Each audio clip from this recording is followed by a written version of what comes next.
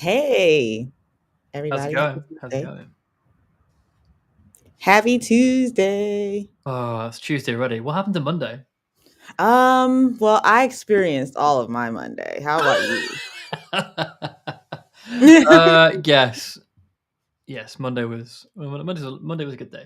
It's all good. Yeah, I mean, yeah, it wasn't a bad Monday, but like I was aware of it. It wasn't one of those Mondays that are like, oh, I thought today was Friday. Nope. No, no. So today we're going to be talking about how to test your cookbooks with cookbooks. I've been playing around with a Rundeck cookbook. I thought actually one thing we don't really mention is good practices or best practices, some people like to call them. So how do you get a cookbook? You may have made some custom resources, or you may have you've got some sort of tunables. Like you may want some attributes that change. And like in this scenario, when I'm playing with a web server, um, this is going to happen, and then I'm gonna test that scenario, and then scenario B, I've got something else. So we've got one of those for us today. I'm going to use the Run Deck cookbook because I've been playing with that. So playing, trying to fix it, it's still broke, but that's fine. But before we get into it, we'll do some pre-flight checks because we Yes, like our pre-flight checks. absolutely. Cool. Let's do first, as I say every week, or one of us says every week, if you're not following Chef at Chef on Twitter, what are you doing? You should be, because there's a wealth of knowledge. All of our social stuff, like also planned outages, when we're going to be going live, our webinars, new blog posts, like all of that. You'll find on Twitter. Um, so absolutely follow us there because that's where all of our content goes out, like all of it. Dan also has a Twitter. And what do you post on Twitter, Dan? So honestly, it's been chef stuff recently. So my snippets of like there was a chef CLI tool, I think it was last time to do some generate stuff. Usually, Hmm. I'm playing with that kind of stuff at the moment, so I'm just tweeting all about that. Yeah, that's probably most of my content that I put out there. What are you tweeting Sweet. about? Still chef stuff as well, but not like in the way that you post chef stuff. I repost a lot of the chef stuff, and then I post a lot of our live streams before maybe Chef does. Um, but I'm ramping up on some actual technical content. So stay tuned for that. Follow me on Twitter at BlackGirlCTL. Cool. Community Slack. If you are a practitioner, whether you're new to Chef or you're a vet like Dan, you should be on Community Slack because you're gonna run into something. It's inevitable. You're gonna need to ask a couple of questions, and Slack is where you ask those questions. And we also host a community meeting every week, on Thursdays at noon Eastern Standard Time or Eastern Time. I don't know that, like Eastern Standard versus Eastern Daylight. Don't get me to lying. So Eastern Time. I don't like so there's GMT, which is Greenwich Mean Time, and there's BST, like Uh huh. British Summer Time. Like British there are two summertime. very British summertime because it only happens during the summer, so it's all cool. Like summer is finished. Oh, We've like our clocks go back. It's a little bit longer than summer, but kind of goes over there. I don't know. right, Like right, right. it kind of makes a lot of sense, and it's quite nice. I guess we got there first. The ST. Of course. What do we not get from you guys except football? I mean, like we did football first, so it's all good. But your football is different than ours. It uses feet and a ball, Right. so it's actually So, football. like, and that's what I'm saying. Like, we call ours soccer. Football is like a strictly American thing. Yeah, it's also named badly. It And is. It and is I very and like poorly any named. American can fight me for this, and probably like semantically lose. But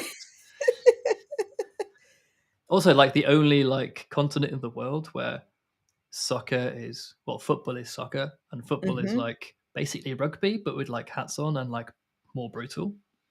A lot So more yeah. brutal. I mean, I don't know. Like we had the Super Bowl. Okay, first of all, little segue. The Super Bowl. I didn't watch the game. Don't like anybody who's watching me from America. Don't be like, oh my gosh, what? But I watched the halftime show, and the halftime show was awesome. Oh. It was awesome. Okay. So So, you've got your Super Bowl right now, and we've got our Six Nations, which is going on. Who's playing today? Actually, yeah, I should be watching this today. What is it? Who is it today? Oh, we played Italy at the weekend. At the weekend. oh cool.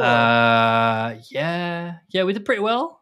I watched most of the game and then like disappeared because I was like, we're quite clearly going to win. It was like 33-0. It Oh was good. wow. It was a good day, and I was like, we're playing Italy. This will be fine. Yeah. Although Wales only just beat Scotland, and Wales are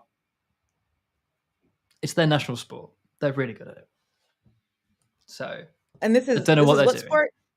This is Rugby, soc- rugby. rugby. Yeah. Oh, So okay. they, I'm so about to they, say soccer, but I meant football. yeah, Oh, geez, that's so funny. Yes. So that was a nice little segue. But yeah, definitely check out Community Slack, yeah, guys. definitely. Check out Community And Slack. we'll be chatting about how bad Wales currently are at rugby in there, probably. Oh my goodness. Can't believe it. I can't believe it only just beat them. What's going on? Like, they should be better than Yeah. that. And that's their national sport. Yeah, totally is. So that I'm means sure everybody, I'm sure they've got like a pair of national sports. Like, what is it? right. You know what? It's crazy because ours is baseball, I'm sure, but it should definitely be football because football is like a thing that we have that's unique. Yeah, It totally. should be like let's take it up the chain, and I don't know. I'll put the idea in like the idea box for America. Let's change our national sport. Anyway, Discord. Discourse. Discourse is like Stack Overflow for us. Yeah, You're gonna be able to find like more forum style questions and answers, and we also have notes from those community meetings that I told you about that are on community Slack. We post the notes from those weekly on our discourse channel as well, and you can also find out about releases and other questions that folks in the community may have forum style. All right. So let's dig in. let's do it. I got very distracted by Wales Online complaining about rugby being their national sport. It's fine. Quite clearly, the person writing the article is a football fan, but it's fun, or a soccer fan if you want to go. What's Um, the national sport of England? you know what? I think it's football. Okay. You know what? This is a minor segue. If anyone can tell me the national sport of that country, I'd love to know because there's some really interesting ones out there. National sport Yeah. of I guess something I never really looked up. oh no, it's cricket. Oh my god, of course it's cricket. Oh, it's cricket. Oh, Of of course it is course. Of course. It's the same in Barbados, cricket. cricket. Yeah. So if anyone from India is currently online, can you also tell me if it's cricket in India? I know it's really, really popular in India, cricket, uh, but I don't know if it's the national sport in India. Come Yep. on, where is it? Can't believe. And cricket started in Barbados. What? No, I just looked really? it up. I just looked it up. Just What? like rum, but that's another story for another Yeah. day. Right. Let me. I'm gonna untangent myself. Let me just. If you haven't heard Test Kitchen before, jump over to Kitchen CI. In fact, let me just. I could share this with you. Where we start today is we have a cookbook that needs to be tested. So Kitchen CI is what you want to go grab. So if I just reshare my screen, we'll start from there. That's Okay. probably the easiest place to start. From the beginning. Yeah, so this is our sort of test suites. It helps us do our life cycle. I've probably talked once or twice about Test Kitchen, but this is what helps us tie everything together.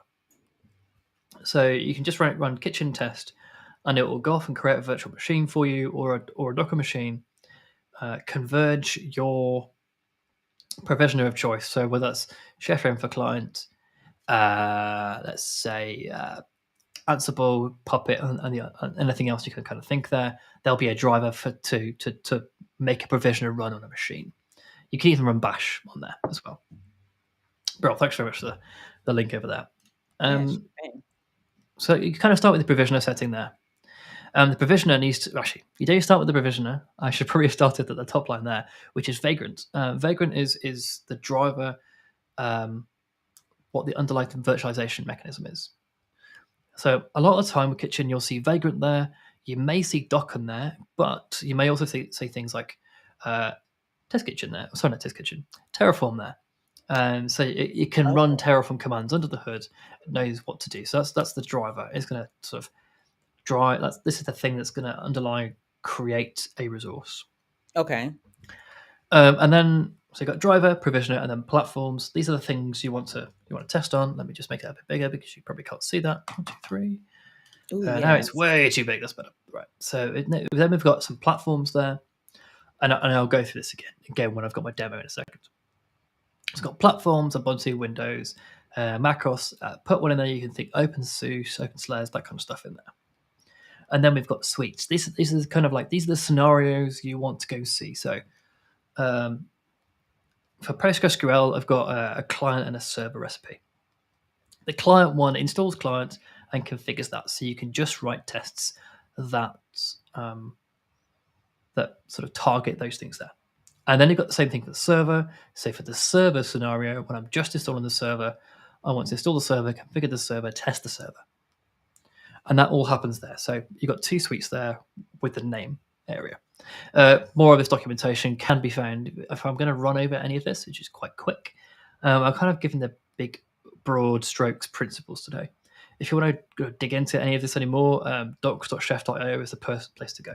In fact, we've got a link here, and you can just jump on that. So that's how Test Kitchen works. And there's this create, converge, verify, and destroy sort of cycle we can go through. Okay. So I'll show that in action now, and then I'll show under the hood why you want to go into these things. So shall I just clear that? So if I do kitchen create create Alma, the nice thing about kitchen is it does globbing. So if you type in Alma or CentOS, in this case, I've got more than one CentOS. Put a kitchen list here. I'll type in kitchen list. It will give me all of my instances and my suites combined together. And I'll show you how we get default Alma Linux in a second. So you've got Alma Linux, Amazon Linux. So if I typed in CentOS, so if I type in kitchen test CentOS, I would have tested CentOS 7 and CentOS Stream 8 together. Again, if I had multiple suites, I could have tested Suite 1, CentOS 7, Suite 2, CentOS 7. And the globbing would have just gone like, oh, you want to test these 4 things together. So it would test them in parallel, which is really nice. Again, if you just do kitchen test, it will do all of them. If you do kitchen test and then just type in the suite name, it'll test just that suite name as well. I tend to just do one at a time so it doesn't get confused. So you see here, I've just created so this is the first stage, which is create the Vagrant machine underneath the hood. I'm personally using Parallels. You can use whatever you like. So VirtualBox, VMware provider, and a bunch of other virtualization providers available.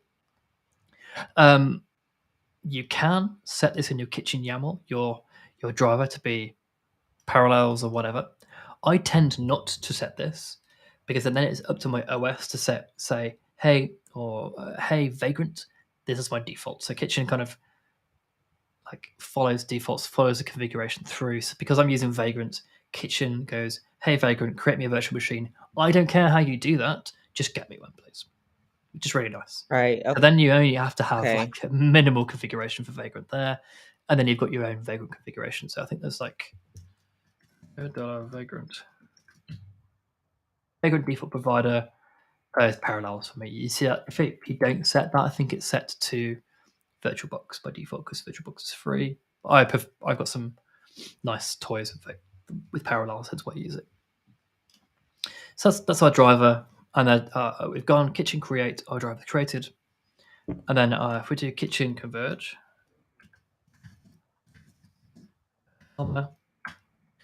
then go off and use the provisioner. So this is the provisioner settings here. These are quite explicit. A lot of these are kind of like the defaults, but I've started liking to enforcing item potency, multiple converges, deprecations as errors, that kind of stuff. So I'm doing a kitchen converge, avoiding the create, and this will go off, and this is where I tie back to the test cookbook. We've got a run list, and how do we get a run list on the machine? There are two ways: Burks files and policy files. Today we'll be using Burks files because I'm a sinner, and actually I haven't updated this cookbook yet, but I recommend using policy files if you can. So question, is kitchen converge like make it to where it hot reloads, right?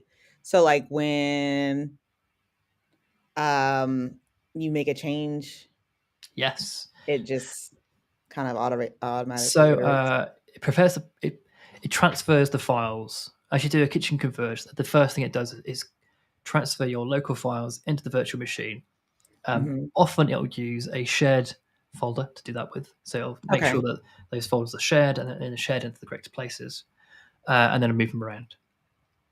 Once those are done, does some dependencies of Berkshire, so gets the files across there.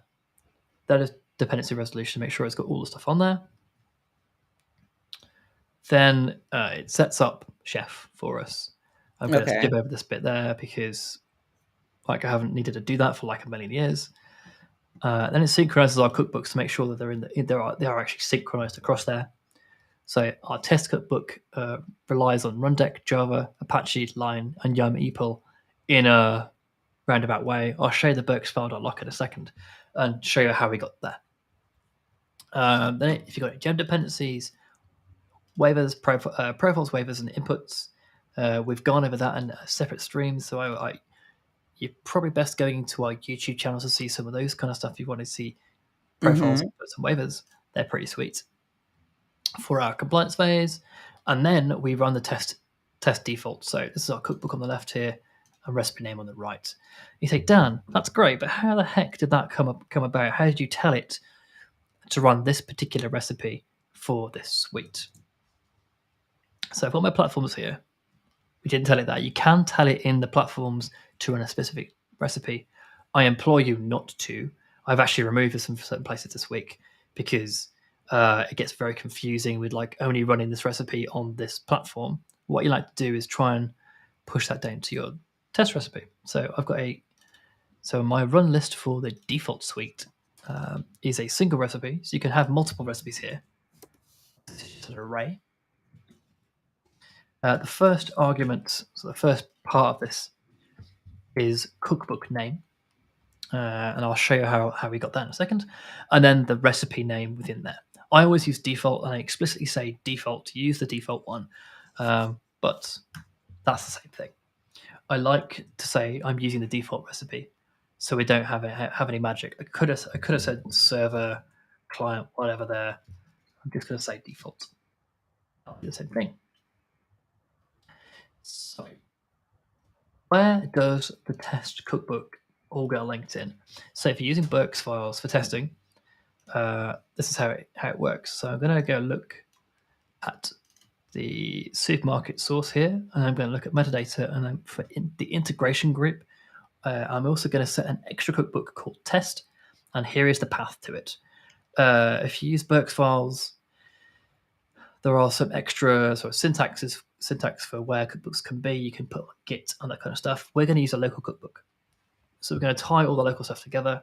There's a much nicer way of doing it, a much more sort of supported way of doing it with policy files. This is not today. I think HA proxy has got that, so just double check. We did it. No, I didn't finish the pull request.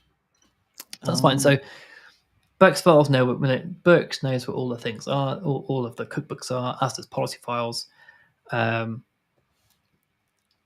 you just need to tell Burks or policy files where your test cookbook is. I can't do that policy files today, but it's basically the same thing. Hey, here's a test. Here is a cookbook called test. Here's the path to it. And we saw Apache, Yummy, Pull, Java, Line, Rundeck, all this kind of stuff. Like, how does that get written out? So the test cookbook requires Rundeck. Rundeck requires Apache and Java because of reasons I can't remember why. And then Apache 2 requires Yummy, Pull, and Java requires Line because Line does some really cool stuff by like appending if there's no line, making sure that like the files are correct in the cookbook. And then Apache 2 requires Yummy Pull as well for installing the correct packages, I believe. It's been a minute since I've been there. So that's how you get a test cookbook. That's how you tell Test Kitchen where your test cookbook is using this Burks file here. Let's come out of okay. Kitchen. So there's our recipe, our Test Kitchen. So we've told it. Let's go back to our Burks file a second. So we told it where it is. So test cookbooks test. This is like sort of a conventional place. So all of our test suites and fixtures go into here. So I've got test cookbooks, test integration as well. So the integration section is where I keep all of my tests. In fact, thanks very much. Now I'm doing this. Actually, let's go and rename this from integration to default. That'll be why the tests weren't running. Oh, It's cool. okay. I was renaming things earlier on from server install to just default because it does a bunch more stuff than just server install. That'll do it. Yeah. So cookbooks test, and I'll show you why that name matters in a second. Okay. There's some sensible defaults. It's not really magic. You could call it magic, but it's a bunch of sensible defaults that you say. I will pause there, and I'll explain fully in a second. So about test cookbooks test, and so I'll test cookbook, and it's a full-fledged cookbook. So you got maintainer email, license description version, and this is the secret, really. So our test cookbook needs to rely or depend on the cookbook we're testing. That's how how it maps through. So you put a dependency on the main cookbook. Now you'll notice so as a result, we can write recipe. You've got two recipes here. I've got two scenarios. So my test cookbook can have multiple recipes in it with multiple scenarios. And you can say, Dan, why didn't you just write those in the main repository? Well, you can, but if you're writing custom resources, you don't want to have any recipes in the main repository in the main source code Okay. because then people tend to do things like use attributes there that you don't want to use. They'll just include the default recipe and it may not even configure anything correctly, and then they'll be like not using the cookbook in the way you intended, which is a bunch of Lego pieces. So instead of having that there, you use this as this test cookbook as an example to say, right, we've got the Rundeck server install resource, the Rundeck Apache resource, service resource, the Rundeck project, and a bunch of other things. We've got these resources, and this is how you use them in this order. And so if you were going to come and take the Rundeck cookbook and actually use it for yourself, you might actually want to copy and paste a lot of this stuff. Okay. But then also use attributes. So you've got some attributes here to say, so I looked at this JSON blob and I was like, oh, this is hell. And then I realized why it's there. So, are we So using attributes interchangeably with inputs in this regard? no, so attributes in Okay. Chef Infra are attributes. Okay. Okay. So as this is why inputs in inspec were renamed What? from attributes because they Okay. were confused. Gotcha. So yeah, so we renamed those. So for anyone who's just joined, so I just noticed a bunch of people have just joined in Yes. on YouTube. Let us know where you've got to, and if you've got any questions about test cookbooks and how to wrap them together, I'm gonna have to go back over this kind of stuff, so I'm going to continue wandering down the path I'm on. But if I've missed anything and you are confused, hit me up in either the chat or the Chef Community Slack. So I see a bunch of people come from that. So Yes. let us know if I've skipped over anything you really want to know, or you've got a question. Happy to PM me as well, because you might not want to ask in public. For fear of feeling stupid, but also no question is ever stupid, because No this stuff question is is not stupid. obvious. Like some of this stuff isn't really obvious, but it's now obvious because I've seen other people do it. Like Hmm. some of these things, like especially the test cookbook, has come from chef engineers from 5 years ago. This is like a part. This is a pattern that has been handed down from my grandfather, kind of thing. So Oh, wow. yeah, it's Yeah, like it's like some real veteran stuff. yeah. It really is, and Awesome. you're like so you and I'll explain why things are the way they are, because I've figured them out for you, um, Mhm. and why I do it this way. I see people do it other ways, and it leads to less testable code. So the whole purpose of all of this is to get a test suite that exercises all of your resources, all of your cookbooks, in all of the scenarios you think you're going to use them in. And so this so the Rundeck cookbook is probably the an okay example. It uses all of the resources. The Apache cookbook, on the other hand, is an excellent and the HA proxy, excellent examples of testing it out in different scenarios. Okay. So hey, we've got what happens if I give it this blob of configuration? Does this configuration example work like this? What happens if I just give it the defaults? Like, what does the default thing do? If I just say install a HA proxy with no options, does that work? Yes, thankfully, because I got a test for it. So you can test defaults, but then you can test scenarios where you go right. Well, let's get to the top here. Scroll to the top. What happens if I can tell you what happens now. If I don't put a UUID in there, it won't work because I don't pass the UUID down to the server, so the server then won't start up. But I've got a test for that now, which is cool.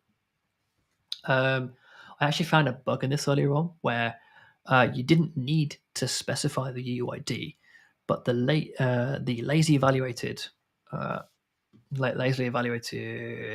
resource. Where has it gone? So if I get a server install and the default for this was a block, and this lazy block goes off and sort of eventually generated me a UID for me. And that sounds great. You're like, yeah, well, I don't put UID in. Mhm. If I do kitchen test twice, well, here's the thing: if you don't have multiple converges on, you will not find some bugs.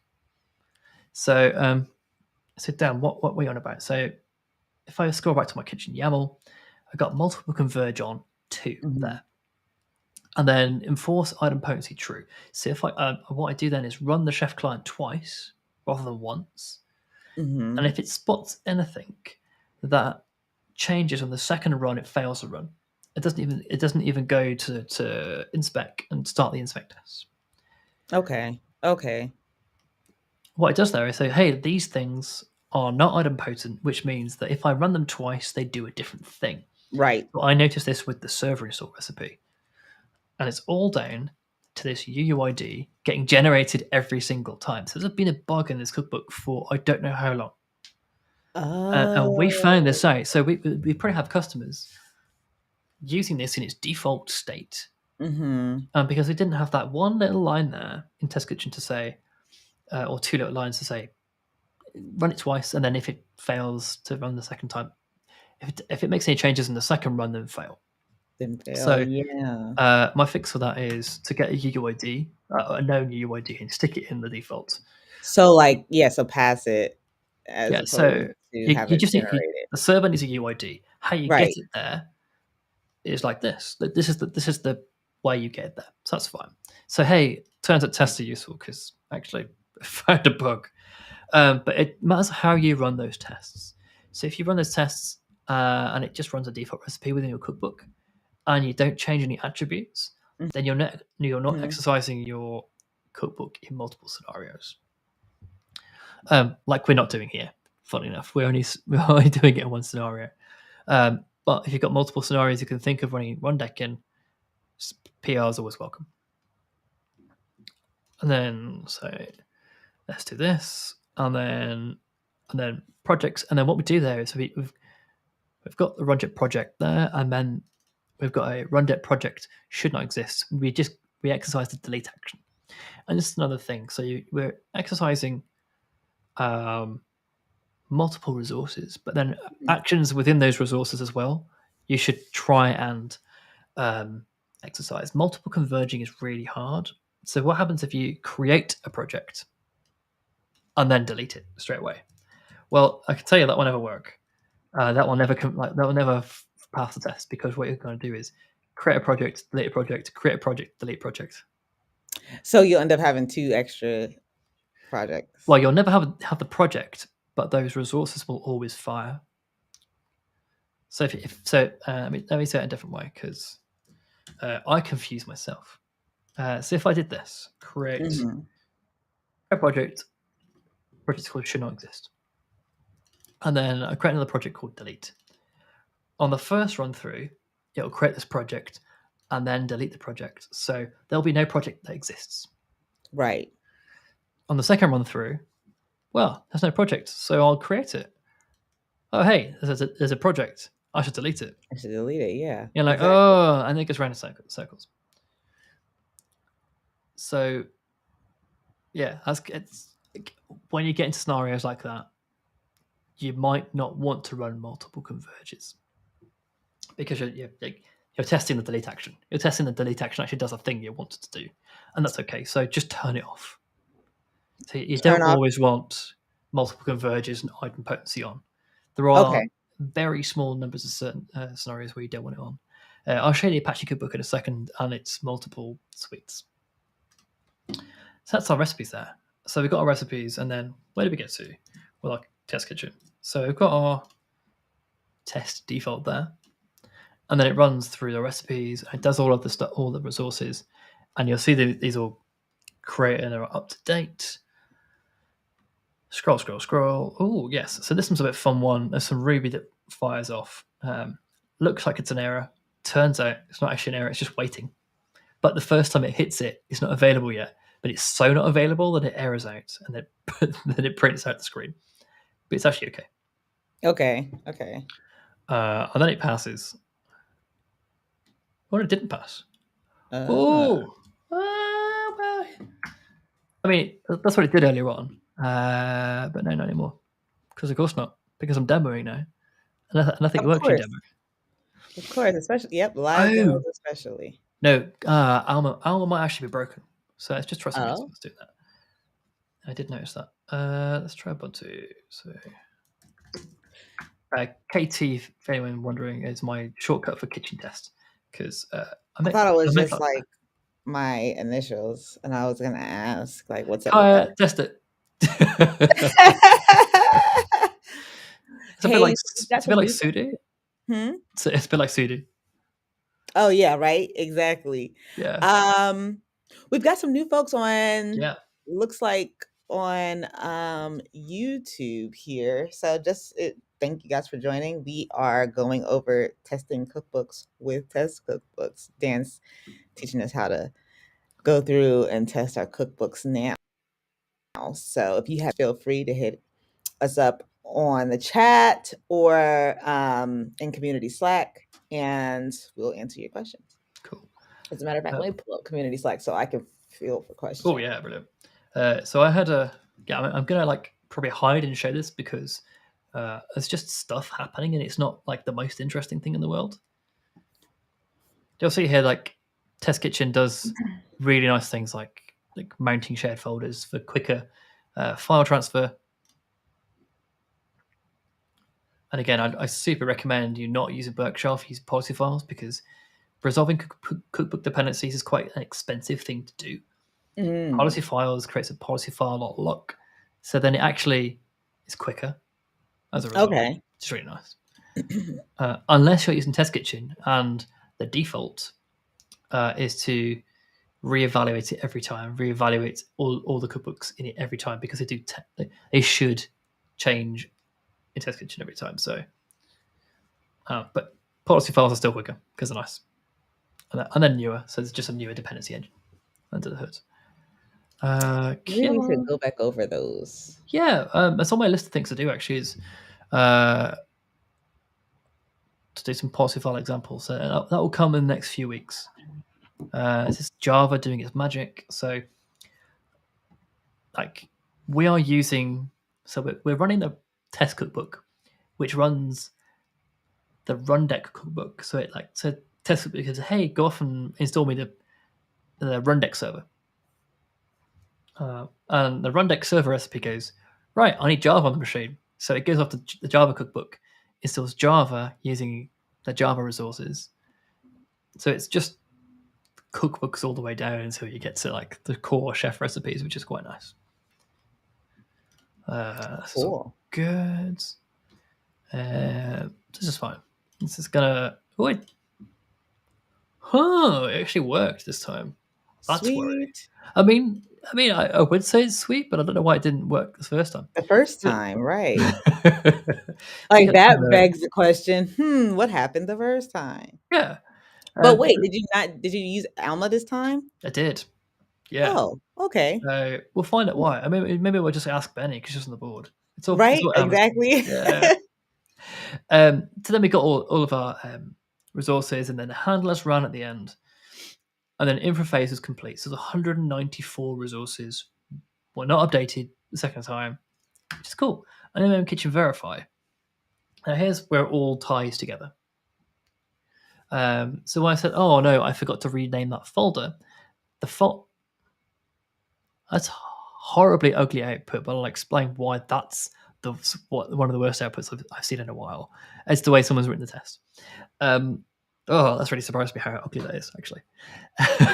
Ooh. Wahaha. The test cookbook has a bunch of so Test Kitchen has a bunch of sensible defaults. Let's bring up a kitchen YAML again. So we've got platforms, Alma Linux, and a bunch of other ones. So when I do a kitchen list, the kitchen list there, trust me,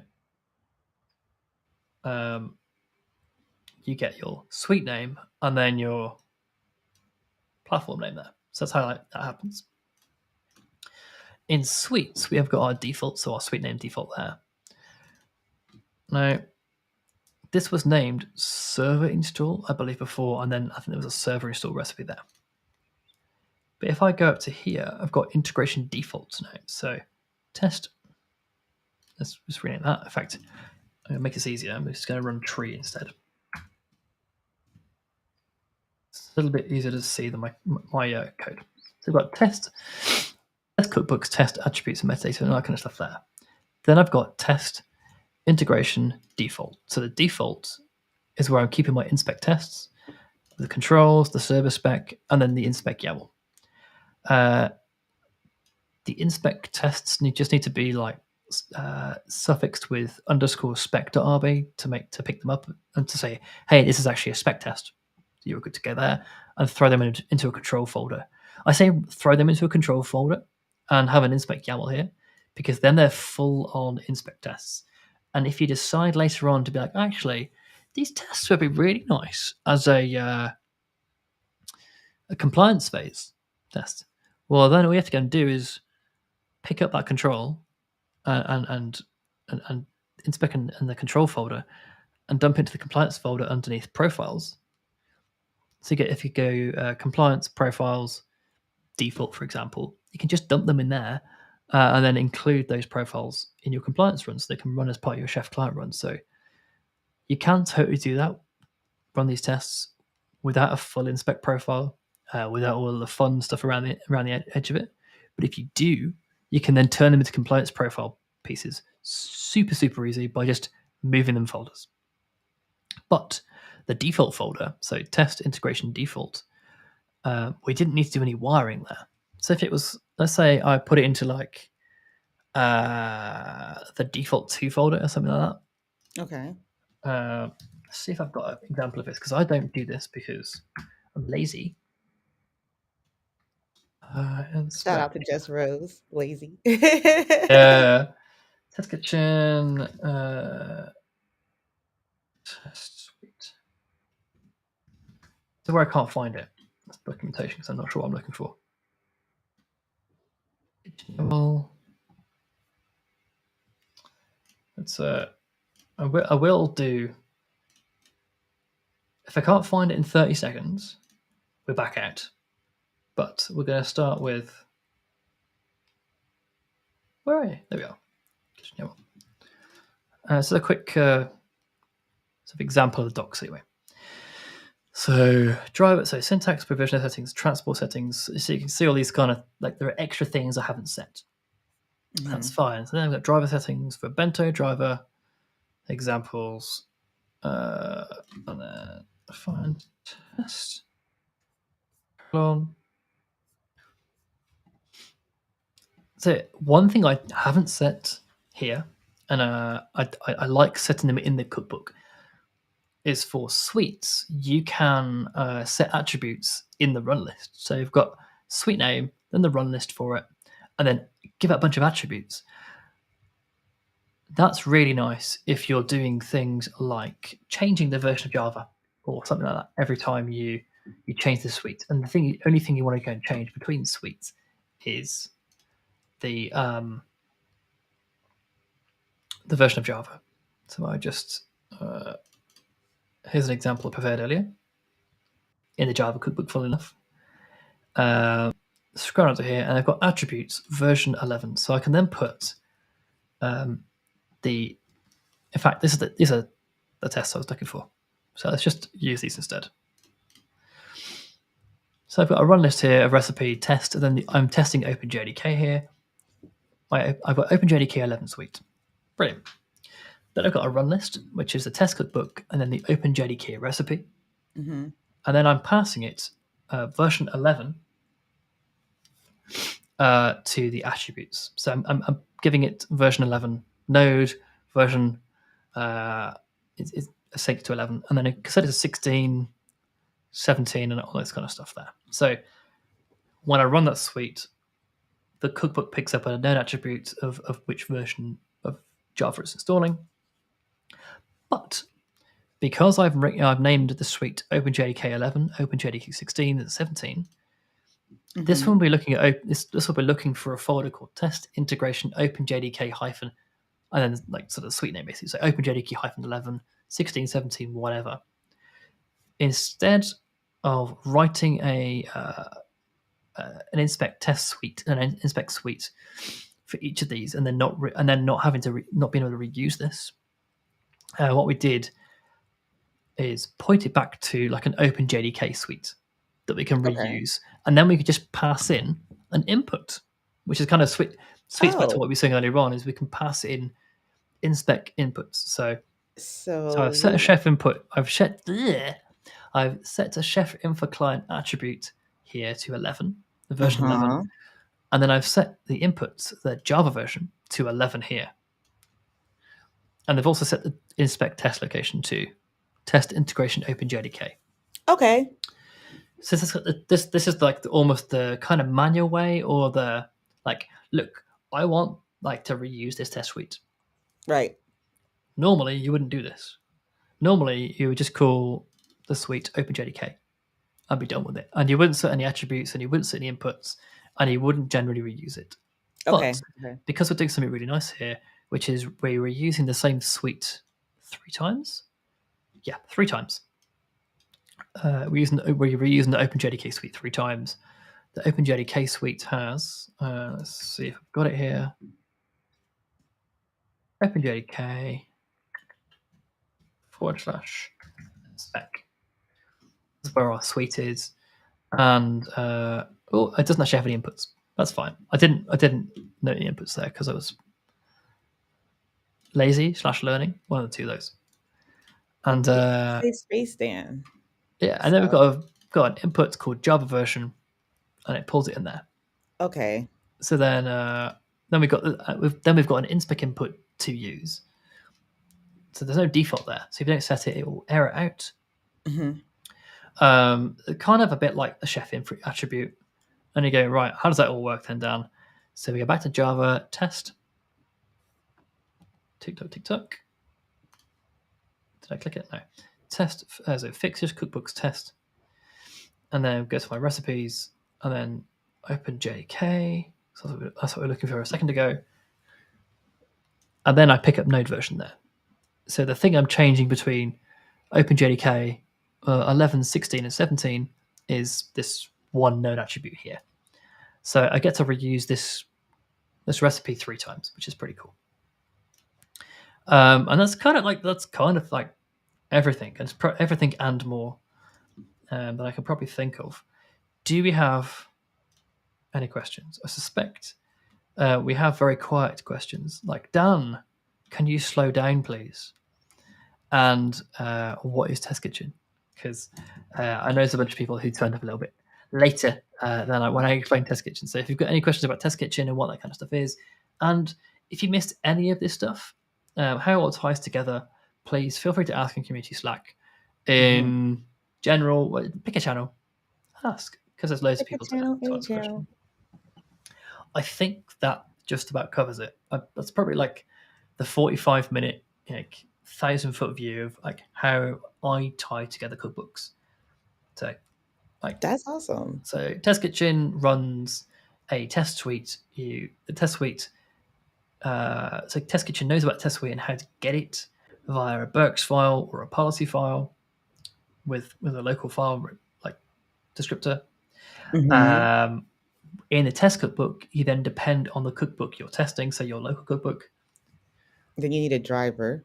Yeah. And then once that's all kind of sort of tied together, so you've got your test cookbook that deploy like exercises your custom resources or your cookbook, your web server cookbook or whatever, and you write some recipes to do that.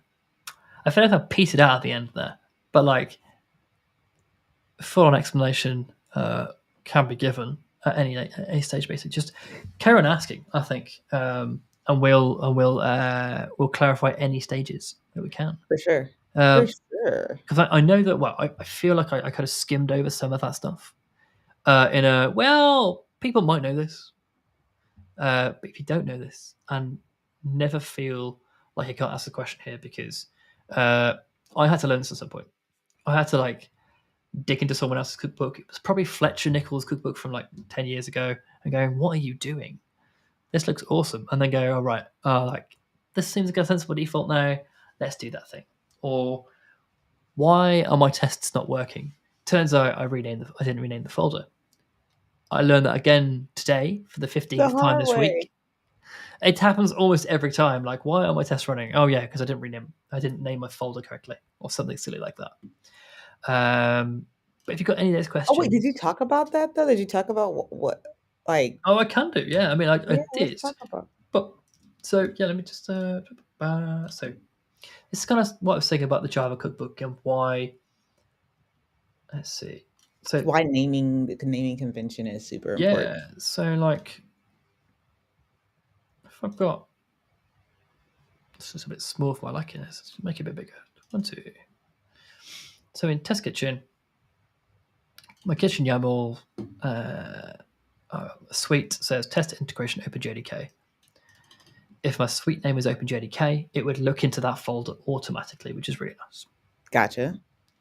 But it's not cool. My suite's got a suffix of -11, so I need to set it there manually. Oh, so that's the inputs that you were talking about. No, that's just hey, these are what my tests are. My inputs are just underneath. Right. But okay. All right. So I remember okay, you talked about that, but so you've got your name, right? And you've got it pointing to where the inspect test will be. So Yeah.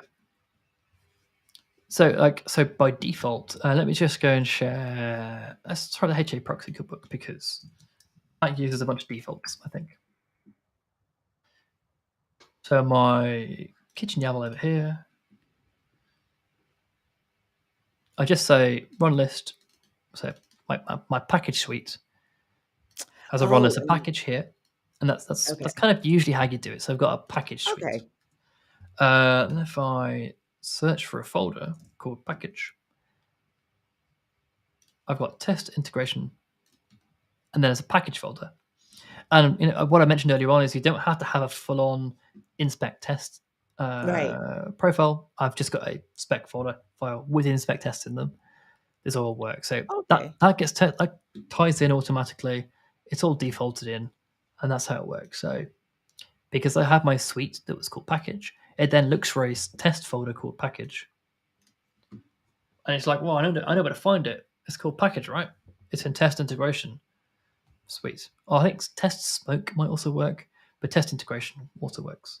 I don't really Okay. like using smoke test because I'm not performance testing it on my local machine, so Right. I'm not Right. really smoke testing. I'm more integration testing it. Okay. That makes But sense. semantics. So I think test integration and test smoke sweet name work. So in this case, HA proxy. I unshared this and now I want to reshare it. So give me a second.